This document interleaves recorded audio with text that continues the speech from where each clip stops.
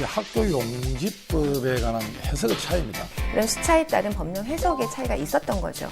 교육청대로 이 서류가 사실 미비하다고 솔직히 말씀해야 되고, 자료가 이제 와가지고 자료가 안 들어왔다고 얘기하시면 안 된다고 생각이 들고요. 다른 용도로 도에서도 쓸 수가 없는 겁니다. 그거는.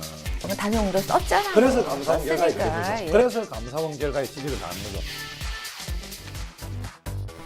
네, 평범한 이슈는 거부합니다. 이슈 중에 이슈, 진짜 이슈만 취급하는 이슈 토크. 여러분이 꼭 알아야 할 이슈들을 콕콕 집어 전해드리도록 하겠습니다. 안녕하십니까? 이슈 토크 김보경입니다. 네, 날카로운 분석과 거침없는 입담으로 오늘 스튜디오를 뜨겁게 달궈드릴 두 분을 모셨습니다. 먼저 이분은요, 다양한 시민 모임과 사회 활동으로 늘 바쁜 분인데요. 의정 활동도 아주 열정적으로 하셔서 2015년도 자랑스러운 도의원상을 수상하기도 하셨습니다. 또한 여러 토론회에서는 똑소리 나는 논리로 상대를 제압하기로 소문난 분입니다. 도의회 블루칩 김지수 경남도의원 나오셨습니다.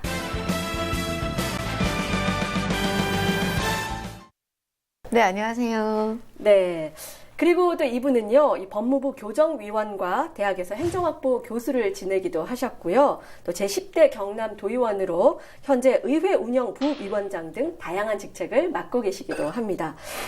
이분 꿈은 이 강한 대한민국을 만드는데 큰 역할을 하는 것이라고 하는데요. 이 성함을 들어보면 아마 운명이 아닐까 하는 생각도 듭니다. 강한 대한민국 의원 강민국 경남도의원 나오셨습니다.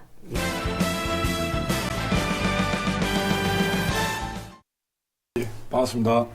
환영합니다. 네, 오늘 분위기가 좋네요. 처음부터. 네, 두 분과 함께하는 이슈 토크 무척 기대되는데요. 강민국 의원님 오늘 첫 출연이신데 어떠세요? 이렇게 나오시니까. 네, 어린 때 그 학창 시절에 이 소풍하기 전날 밤에 설레이는 마음처럼 참 많이 설렙니다. 특히 이제 CJ 경남 방송을 통해서 또 시청자 여러분들과 또 경남 도민 여러분들 만나 뵙게 되니 정말 반갑고 또 더 큰 영광입니다. 근데 두 분은 훌륭한 의정 활동으로도 아주 유명하시고 또 의회 뭐 브레인으로 통하시기도 하고. 아유, 과찬이십니다. 네. 거기다가 또 도의회에서 최고의 비주얼로도 알려져 있으세요. 이 실제 최고 비주얼은 우리 김지수 의원님이시죠. 아니, 왜 이러십니까? 시청자분들 다 보고 계시는데. 미모와 또 이론적인 무장이 또 잘 되어 있는 정말 훌륭한 의원이십니다. 제가 전반기 기획행정 상임위 같이 하면서 또 많이 배우고 또 함께 고민도 많이 한 것도 많았습니다. 예. 아유. 우리 강민국 의원님이야말로 정말 최강 비주얼이죠. 네. 예, 더해서 사실은 도의원들의 역할이 여러 가지가 있는데 이 정치라는 것이 끊임없이 합의를 도출해내는 과정이기 때문에 우리 강민국 의원님이 가지고 계시는 스킨십이 정말로 좋거든요. 왜 행님들, 선배님들 정말 잘 모시고요. 특히 뭐 동료인 저를 포함해서 뭐 여당, 야당을 넘어서 굉장히 스킨십이 좋아서 정말 훌륭한 의원이다 이 생각합니다. 친구가 팔이 안으로 굽어서 오늘 칭찬이 너무 많이 해주는 것 같습니다. 보니까. 예. 네, 알겠습니다. 오늘 재밌는 토크가 펼쳐질 것 같습니다. 자, 그럼 첫 번째 순서로 넘어가 보겠습니다. 네, 지역의 핫이슈를 따라잡는 핫이슈 토크입니다. 최근 우리 지역 이슈들을 짚어보도록 하겠습니다. 네, 먼저 첫 번째 핫이슈입니다. 이 경남도가 한경호 도지사 권한대행 취임 이후 두 차례 실시한 도민과의 대화에서 나온 건의를 도정에 적극 반영하고 있다고 하는데요. 즉시 도정 반영률이 70%에 달했다고 밝혔습니다. 이 재정 건의 사업은 이 많은 시간이 필요한 또 돈이 투자돼야 되고 또 많은 시간이 필요한 사업인데 그걸 70% 반영했다. 뭐 물론 도정 반영의 70%라는 말씀이겠지만은 조금 조급한 발표가 아닌가 생각하지만은 도민과의 소통하려는 그 자세와 또 그 행보에 대해서는 또 높게 평가할 만하다 생각합니다. 지난 홍준표 도정 5년 동안 가장 문제가 바로 독선, 불통, 거기다 막말, 정말 트레이드마크가 전 세계라고 생각하는데요. 그렇기 때문에 새로 오신 한경호 권한대행이 처음으로 참여도정을 취임 일성에 이야기했고요. 참여도정의 일환으로 취임하신 지 한 달밖에 안 됐지만 그 사이에 벌써 두 번의 시민하고의 대화를 하신 거죠. 실제로 지금 예산도 거의 없습니다. 지금 예산이 재정도 많이 없는 부분인데 그런 건의사항을 도정이 70% 반영했다. 그건 물론 홍준표 지사 할 때도 이 건의사항을 도정에 반영하는 것은 충분히 그렇게 할 수가 있습니다. 하지만 그걸 얼마만큼 진행시키고 또 만들어내느냐가 중요하지 않겠나 이렇게 생각합니다. 예. 지금 강민국 의원님 중요한 말씀을 주셨는데요. 예산이 없다 하셨잖아요. 네. 그 예산이 왜 없을까요? 바로 우리 홍준표 지사님 대선 출마하시면서 이 도정을 4월 9일 날 나가시면서 그 전에 특별조정 교부금 거의 다 쏘고 나가셨어요. 그리고 채무제로 한다고 굉장히 많이 예산 감축하셨죠. 네. 그 결과로 지금 굉장히 도정의 살림이 어렵게 돼 있다라는 말씀을 드립니다. 예. 알겠습니다. 아유, 네, 지역의 핫이슈를 따라잡는 핫이슈 토크를 나눠봤습니다. 자, 그럼 본격적으로 오늘의 토크로 들어가 보겠습니다. 오늘의 토크 주제 알아보겠습니다. 네, 오늘의 토크 주제 바로 경남도와 도교육청의 풀리지 않는 돈 문제입니다.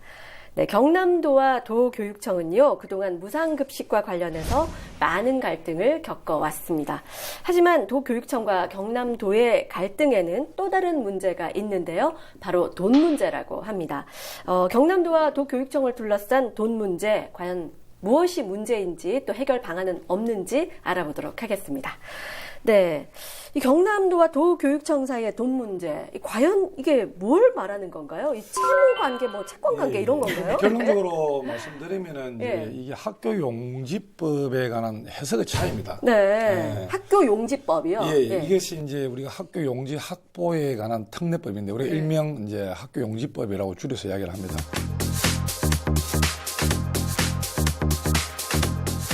그러니까 이제 학교용지법은 1996년에 들어왔는데요.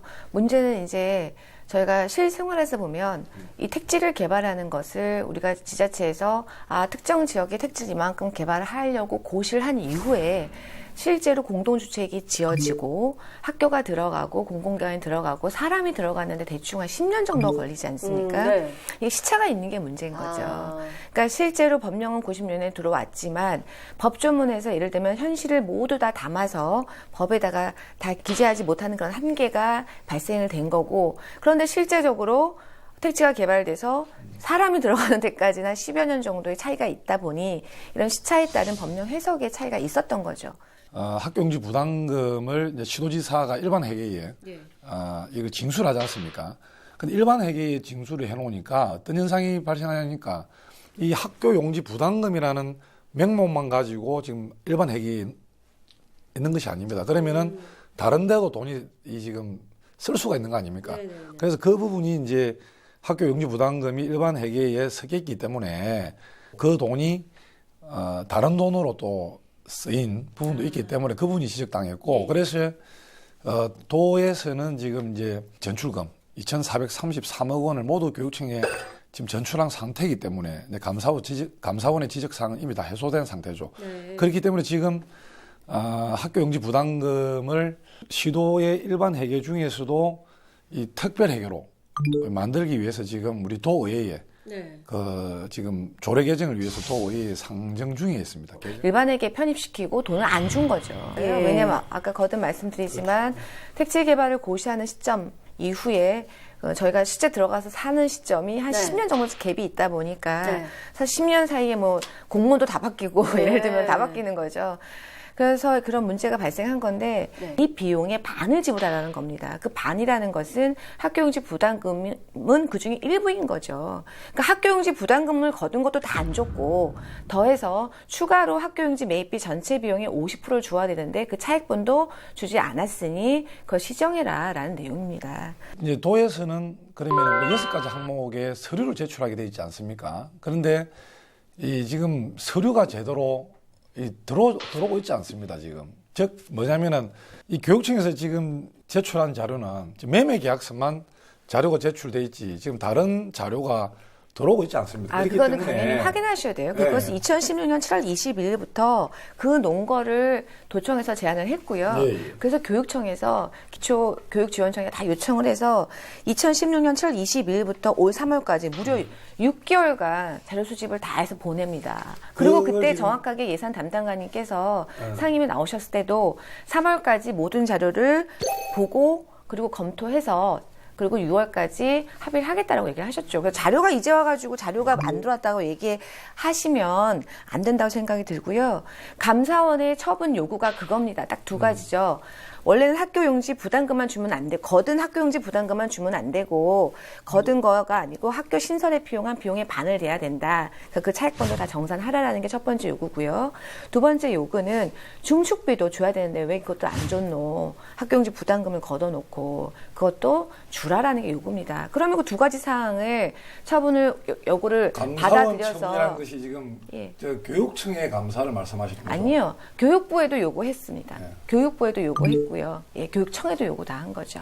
예. 그 서류 부분을 말씀하시면은 저는 이제 이 교육청의 책임이 좀 더 크다라고 봅니다. 왜냐면은 우리가 이 이제 법적 학교 용지법의 절차를 보면은 이 개발 사업자가 이 도교육청과 반드시 협의를 하게 되어 있습니다. 교육감과 협의를 하게 되어 있습니다. 그러면 시군교육청에 그 개발 사업자가 그냥 협의를 그냥 구두상을 하겠습니까? 그 모든 자료가 다 교육청으로 갑니다. 그럼 이때까지 뭐냐면 학교 이 용지 부담금은 교육청에서 이 종이 몇 장으로 도청에 보내면은 그냥 그대로 와 주니까 그 서류조차도 제대로 완비가 안 됐다는 거죠. 이것이 이제 개발 사업자가 이 개발 사업을 하기 위해서는 학교 용지 부담금을 부과하기 전에 교육감과 협의를 해라는 것이 법적 조항이 있는 겁니다. 그러면 이미 그 서류가 시군교육청이 되어 있다는 거죠. 그럼 이때까지 저는 그 서류가 미비되었지 않느냐, 그걸 그냥 간과하고 그냥 흘러갔지 않느냐 이렇게 보는 겁니다. 감사원 지적 이후에 제대로 정산하기 위해서 서류 요구를 다 도청에서 했고 교육청에서 서류를 다 주죠. 2016년 7월 22일에 약 한 1,400쪽 분량의 계약서와 결산서를 보냅니다. 도청에. 더해서 계약서죠. 매매 계약서만. 계약서와 결산서를 다요. 그리고 또 3월 30일에 올해 3월 30일에 다시 인허가 자료를 다 보내요 또. 그래서 그 다음에 도청에서 또 추가 자료 제출 요구하죠. 그래서 올 6월 14일에 또 추가 자료를 보내고 필요한 자료를 지금 다 보내고 있어요. 마지막으로는 실제로 용지부담금 부과 현황을 파악하기 위해서 일선 시군, 예를 들면 김해하고 양산을 방문을 하죠. 방문을 해서 거기서 또 현황을 또 같이 다 파악을 합니다. 그 서류가 이제 미비해서 못 준다라고 이야기하는 것은 지금 좀 너무 그런 탄생이 들고. 예. 존경하는 김주소님, 그게 사실 교육청 입장만 이야기를 들어서 그럽니다. 지금 그렇게 우리가 이 계란을 한 군데서만 바라봐서는 안 된다는 거죠. 저도 뭐 교육청 입장을 잘 알고 있습니다. 근데 이게 이제 우리 학교 용지법에 보면은 이 법 4조 사항이 규정되어 있습니다. 뭐냐면은 학교 용지법 대상 사업이 뭔가 거기에 대한 또 자료가 있어야 되고, 그리고 개발 사업자 시행자의 학교 조성 또는 공급 계획 수립도 그 자료가 필요한 거고, 또 교육감과의 의견 협의, 아까 앞에 말씀드린 거고, 지금 도지사와 비용 부담 협의, 이것도 지금 현재까지 도와 협의한 사례가 없습니다. 아니, 또 지금 96년부터 또 그 전까지도 지금 이 도와 지금 이 교육청이 지금 협의한 자료 아예 자체가 없죠. 그러다가 개발 사업자가 학교 용지를 공급하는 이 가격 산출 근거를 포함해야 됩니다. 이 부분도 지금 자료가 없는 겁니다. 지금 뭐냐면은 이제 우리 김주선님께서 말씀하시는 거는 매매 계약서, 즉 결산만 지금 이제 제출되어 있는 상태죠. 그 사실 이제 교육청도 애로점이 있을 겁니다. 왜냐면은 일선 시군에 자료를 요구해도 일선 시군에서 거기 자기들도 자료 찾기가 아마 어려울 거고 자료가 없을 수도 있습니다. 일선 시군에서도. 교육청대로 이 서류가 사실 미비하다고 솔직히 말씀해야 되고, 그러면 도대로 자꾸 하나하나 이걸 이 트집 잘 벗기 아니라, 그럼 거기에 대해 인정을 솔직하게 들어오면은 또 거기에 대해서 어차피 학교 용지 부담금이라는 것은 다른 용도로 도에서도 쓸 수가 없는 겁니다. 그거는 특수 목적별을 가있기 때문에. 다른 용도로 쓸 수 없다고 말씀하셨죠. 네. 다른 용도 썼잖아요. 그래서 감사원 결과에 그런 거죠. 예. 그래서 감사원 결과에 지적을 당한 거죠. 그거는 도가 잘못했다고 저는 도의 편을 드는 거 아니고 그건 도가 잘못한 거죠. 네. 그러니까 처음에 도청에서 교육청에서 감사원 지적 이후에 쭉 1996년 이후에 설립된 학교는 설립되어 있고 존재하고 있지 않습니까? 네. 그 존재하고 있는 학교의 학교용지 매입비의 반을 정산을 해서 1,500원을 요구합니다. 요구하는데 경남도청에서는 오히려 감사원에서도 일부 금액 학교용지 부담금 거둔 거를 덜 줬다라고 지적했는데, 오히려 경남도청의 입장은 1,500억을 내가 더 줬다라고 이야기한 거죠. 그게 세 가지였죠. 첫 번째는 택지 고시는 그 전에 한 학교는 제외한다라는 규정인데 우리 아까 강민구 의원님 참 말씀 잘하셨는데 교육청하고 사업 시행자가 예를 들면은 학교 신설돼서 논의하는 시점, 네. 논의해서 예를 들면 학교용지 부담금 대충 얼마고 학교용지 매입빈 이 땅값이 대충 얼마고 이 비용을 논의하는 시점은 한참 후입니다. 택지가 고시된다고 해서 바로 우리가 사업 시행자도 없죠. 고시될 때는. 그러니까 이후에 논의가 되죠. 그러면 우리 의원님 말씀하신 대로 아니 분양 가격이 결정되는데 그 전에 협의가 없다는 걸 말씀이에요. 절차. 그렇죠. 네. 분양 가격을 기준으로 해야 되는 거죠. 분양 가격이 결정이 고시된다는데 그거를 그 전에 협의가 없으면 아예 제가 얘기 드리는 건 뭐냐면요. 택지가 고시되는 시점을 도청은 봤어요. 택지 고시. 김주선님 하신 말씀을 제가 좀 보충 설명해야 되겠습니까? 그러니까 택지 고시와 이제 주택이 이제 건축법상 또는 이제 주택법상 발생하는 시점의 차이를 지금 말씀하시는 거잖아요, 그죠? 그러니까 예를 들어서 지금 말씀하시는 이제 뭐 요점하는데 그게 이제 사실 양산 중앙중학교, 양산 남부고등학교에 얘가 있습니다. 그게 이제 뭐냐면 그런데 그러니까 그 의원님 그럼 양산 물금의 경우에 학교 신설 비용을 도청이 반 부담하는 게 맞아요, 안 맞아요? 그러니까 그거는 이제 도의 입장은 뭐냐면은 이제 우리가 말씀하신 대로 분양가가 이후에 90년 이후에 됐으니까 도청에서 반을 부담하는 게 맞죠. 근데 이 고시가 객고시가 된 것이 이제 우리가 도청은 그건 해당이 안 된다고 이야기하니까 분쟁이 되는 거죠. 그러니까 학교 용지 시행일이 96년도 11월 1일 기준 아닙니까? 그죠? 그 이전이냐 그 이후냐에 따라서 지금 많은 논란점이 있는데 법제처의 해석은 학교 용지 시행일 이후에 96년 11월 이후에 학교 용지를 부담해야 한다는 것이 또 법제처 해석이고 사실 그거는 뭐 법제처 해석이 아직 안 나왔습니다. 판례가 아니 이거는 법제처 2008년도 7월 15일 날 법제처 해석이 이미 나와 있는 겁니다. 이제 지금 그래서 이제 검증을 하자는 거죠. 김 의원님. 그게 뭐냐면은 우리 김 의원님 말씀도 맞습니다. 뭐냐면은 이 택지 개발은 고시가 만약 96년 이전이 됐는데 이 주택 행위라든지 발생 행위가 주택법이나 건축법에 의해서 그 96년 이후가 될 수가 있습니다. 네. 그럴 경우에는 그럼 어떻게 할 것이냐. 그러면 우리는 결국은 뭡니까? 법에서 분양 가격을 기준으로 해야 되는 거 아니겠습니까? 그죠? 그러면 그는 당연히 돈을 줘야 되는 거죠. 도청에 돈을 줘야죠. 저는 그것도 동의합니다. 도의 입장도 마찬가지죠. 이 지금 이제 96년 11월 2일 날 학교 용지 시행령 이후에 한 학교는 자기 도에서 자체 검증해 보니까 26개교밖에 없다는 거죠. 즉 1596억의 50%인 798억밖에 없다는 겁니다. 그러니까 도가 실제로 갚아야 될, 이제 시행일 이후에 줘야 될 돈이. 그런데 기전출금이 이제 도에서 나간 게 2,433억 원 아닙니까? 요거를 이제 빼니까 뭡니까? 1,635억 원이 초과 지출됐다, 도에서는. 그런데 이제 초과 지출됐다라는 이제 그거는 도의 입장이고, 그런데 도도 마찬가지입니다. 택지 개발과 건축 행위가 분양가가 이루어진 것이 거기에 이제 틀린 경우에 어떻게 하느냐.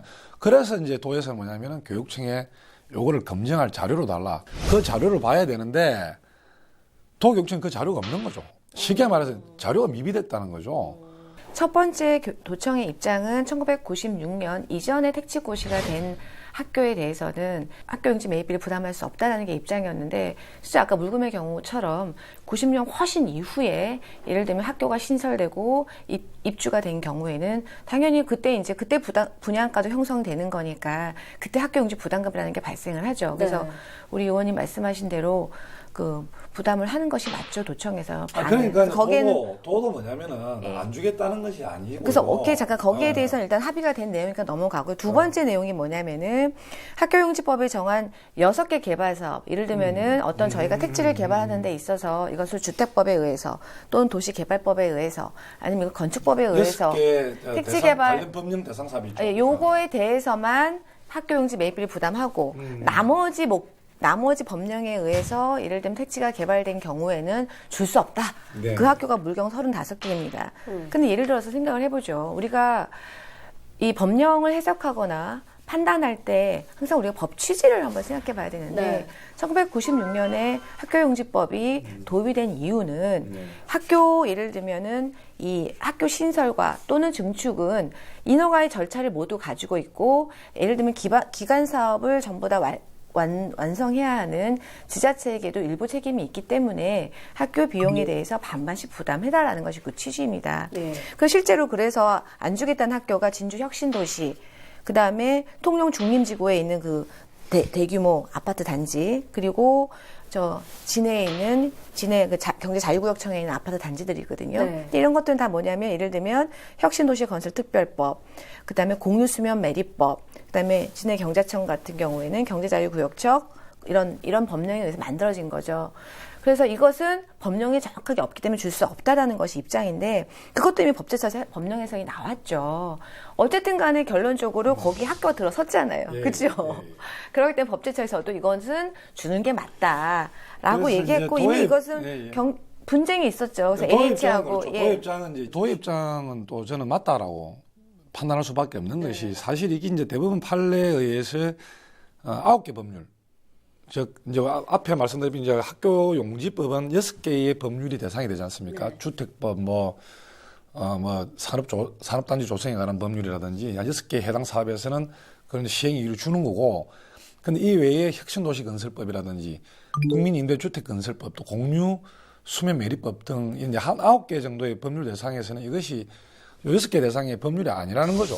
그래서 이제 도에서는 줄 수가 없다는 거고, 사실 대부분 판례에서도 이게 확정이 됐기 때문에 줄 수 없다는 입장입니다. 네, 그럼 여기서 마무리로 짧게 속풀이 토크로 넘어가겠습니다. 자, 두 분의 속풀이 토크 무엇입니까? 가장 중요한 것은 이제 법령 해석을 할 때 있어서 도대체 이 법이 만들어진 취지가, 입법 취지가 뭐였냐. 좀 우리가 백투더 베이직, 기본으로 좀 돌아가서 입법 취지를 좀 살펴서 거기에 맞춰서 좀 이것을 바라보면 좀 좋겠다. 왜 정치가 늘 시민들에게 쌈박질하는 단체다 이런 느낌을 참 주는지 참 안타깝다 생각이 듭니다. 네. 압축해서 이야기하면 기브 앤 테이크입니다. 무슨 말이냐. 뭐 주는 것이 있어야 또 받는 거고, 받는 것이 있어야 주는 건데 법적 부분도 사실 올해 3월 달에 또 9개의 법령이 또 포함됨으로써 이제 15개 사업 대상 확대됨으로써 그 이제 입법으로 해결됐지 않느냐 보는데, 하지만은 뭐 서류도 없고 또 검증되지 않는 부분을, 즉 기브 앤 테이크다. 그럼 교육청에서 서류를 먼저 주면은 또 도에서 돈을 주지 않겠나 보고 있습니다. 네, 경남도와 도교육청 오랜만에 협치를 위한 노력으로 TF팀까지 구성을 했는데요. 경남도와 도교육청이 이 학교용지 부담금 이 문제도 좀 원만하게 해결을 했으면 하는 바람입니다. 지난 시간 속에 지역민들에게 화제가 됐던 이슈들을 돌아보는 그때 그 이슈입니다. 경남의 역사 속에는 어떤 이슈들이 있는지 알아보겠습니다. 네, 먼저 첫 번째 그때 그 이슈, 지금으로부터 35년 전인 1982년 4월 26일 의령 우순경 총기 난사 사건입니다. 네, 우리나라 역사상 희대의 살인마가 일으킨 사건인데요. 지난 1982년 4월 26일 의령군 국유지서 순경인 우범곤 순경은 무기고에 보관돼 있던 M1 카빈 2정과 실탄 180발 그리고 수류탄 7개를 탈취해서 의령군 일대의 4개 마을을 거의 쓸다시피 하면서 살인을 저질렀습니다. 이때 사망한 사람만 무려 62명이나 되고요. 부상자도 33명이나 됐다고 합니다.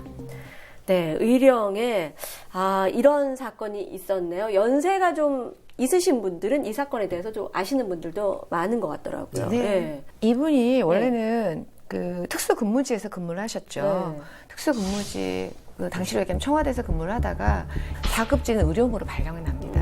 그러니까 이제 이것에 대해서 굉장히 불만이 있었겠죠. 네. 근데 그 이제 발령의 이유가 과도한 음주, 그리고 성격 이상으로 왔어요. 그 앞서 벌써 3회에 걸쳐서 지서장이 의령경찰서에 이 범인은 근무력이 없고 성질이 포악해 문제점이 있다고 계속 3번이나 보고를 했었어요. 근데 그게 묵살되다가 그냥 당일날 낮에 동건이하고 싸움이 붙었죠. 싸움이 붙은 이유가 식사를 하고 잠깐 이제 낮잠을 자는 사이에 파리가 경찰에 붙으니까 이 동건이가 이제 파리를 잡아주려고 이렇게 쳤는데 이제 자다가 맞으니까 이제 화가 났겠죠. 네. 그러면서 이제 그때부터 동건이하고 싸움을 시작하고 그것이 이제 계속 그렇게 왔는데 근무지에 왔는데 또 마침 그날 근무지에 그 무기고를 지키는 근무자가 바로 접대를 받으러 나가서 비어있는 상태였던 거죠. 그래서 그때 당시 기사 중에 하나 그게 있죠. 파리 한 마리 때문에. 예. 저는 우순경 사건을 이걸 보면서 압축해서 본다면은 이 당시 이 군사 정권의 모순된 모습이 또 제도가 모순된 모습과 제도가 바로 그대로 투영된 사건이라고 이렇게 봅니다. 그 한 세 가지 요점 보면 첫째가 이제 이 엄격하고 그 절차가 굉장히 복잡하거든요. 저도 군대에서 갔다 와서 알겠지만 무기고 그렇습니다. 그러니까 우순경이 사건 방일 당시에 그렇게 많지 않은 상태에서 무기고에서 어떻게 그렇게 손쉽게 무기를 탈취할 수 있었느냐라는 그 당시 사회적인 이 허술함. 그리고 이 또 더 가관인 것은 이 국유지 지서장은 또 지역 유지들 초청해서 온천을 받았더만요. 온천 접대 중이었죠. 온천 접대를 갔다 오고 또 사실 근무지 이탈이죠. 그러다가 또 어령 경찰서장은 교육을 핑계로 해서 그 또한 또 근무지 이탈을 한 또 이 정신적인 해이함 그 사회적 시대상을 지금 이야기하는 겁니다.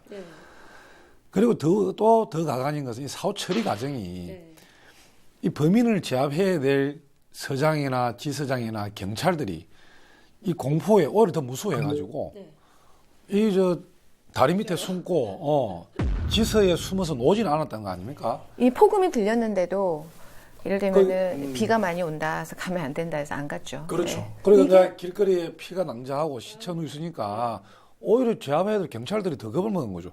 거기에 대한 사회적 비겁함. 저는 정말 이 군사정권 시대의 모순, 그저 이제 사회적 허술함, 정신적인 해이함, 그리고 사회적인 비겁함. 이것이 우리 참 선량하고 무고한 사람들의 희생을 더 크게 만들지 않나 이렇게 생각합니다. 알겠습니다. 정말 안타까운 사건이었네요. 네, 두 번째 이슈로 넘어가 보겠습니다. 네, 두 번째 그때 그 이슈입니다. 2002년 10월 진주 남강 유등축제 개최입니다. 임진왜란 때부터 이어져 내려온 남강 유등놀이는 우리나라 종합예술제의 효시인 개천예술제 일환으로 추진돼 왔는데요. 그러다 2002년 10월 대규모 진주 남강 유등축제로 발전됐습니다.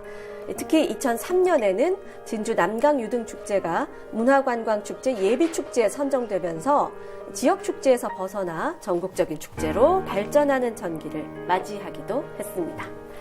사실 남강 유등 축제라는 것이 이제 개천 예술제 안에 포함된 유등놀이입니다, 사실. 유등놀이인데, 지금은 아마 남강 유등 축제라는 브랜드가 뭐 지금 국내를 넘어서 세계적인 좀 축제로 지금 자리매김을 하고 있죠. 이 남강 유등 축제를 오시면은 이제 삼거리가 있습니다, 삼거리. 삼거리.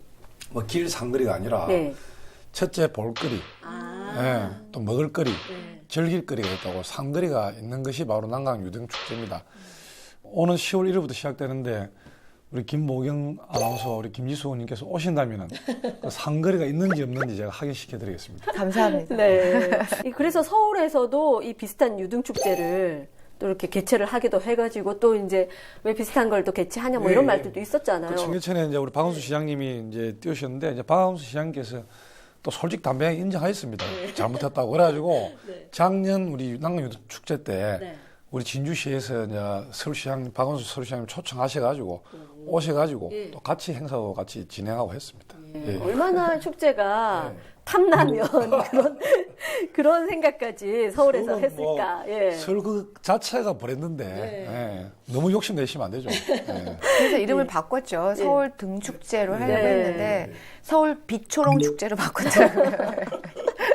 알겠습니다. 네, 경남의 역사 속에 있었던 이슈들까지 오늘 다양한 이슈들을 돌아봤습니다. 네, 오늘 두 분 함께 하시니까 어떠셨어요? 뭐 또 제가 생각하지 못한 부분을 또 우리 김지수 의원님을 통해서 또 많이 배우고 특히 또 우리 김지수 의원님과 함께 하니까 정말 즐겁고 또 아마 유익한 시간이 아니었나 생각합니다. 저는 이 프로그램이 이슈 토크 이 프로그램이 정말 좀 롱런해서 우리 지역 도민들에게 정말 지역에 있는 시사와 그다음에 그 사회에 대한 아주 여러 가지 토크를 많이 해주셨으면 좋겠습니다. 네, 알겠습니다. 네, 오늘 두 분 지역의 다양한 이슈에 대해서 심도 깊은 토크를 펼쳐주셨습니다. 네, 오늘 이슈 토크는 여기까지입니다. 언제나 우리 지역의 이슈들을 대담하게 찾아내고 속 시원한 이야기들로 풀어낼 것을 약속드립니다. 여러분과 함께 고민하고 풀어가는 이슈 토크, 다음 시간에도 흥미진진한 이슈들로 찾아뵙겠습니다. 함께해 주신 여러분 고맙습니다.